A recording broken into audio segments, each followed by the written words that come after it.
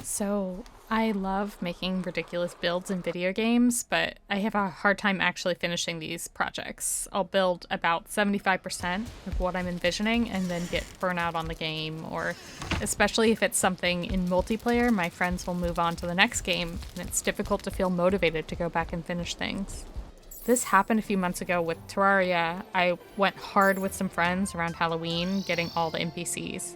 I had these ideas for builds I wanted to do, but then we moved on to the next game. Now our Terraria server is just a graveyard of unfinished building projects and sad little NPC houses we hastily constructed in order to move them in. Recently, I went in and finished up the 2 builds that were already the furthest along.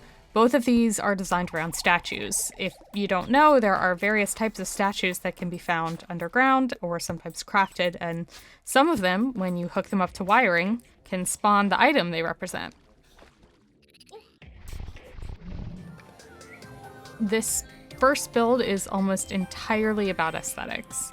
In a perfect world, I have the ability to build a treehouse in every game I play, but in reality, it's much less often than I would like. Here, instead of building inside an existing living tree structure like I did in this other world, we built this tree from scratch. We collected or crafted every critter statue in the game and put them up inside this tree canopy, and voila! Just very positive vibes.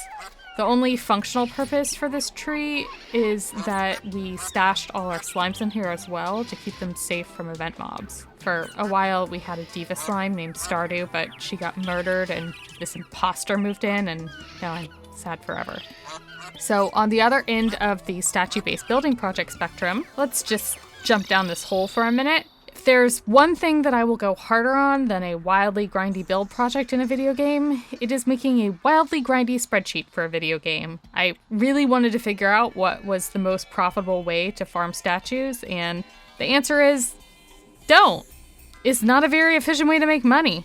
Some of the most valuable drops are only in hard mode, and by then you probably have better ways to make money. It is good for grinding certain items with low drop rates. For instance, if you wanted everyone in your party to have a unicorn mount, whether they wanted one or not, then it's good for that.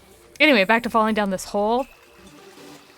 Terraria's hottest new club is Murder Pit. Just walk in and flip this switch, go to town.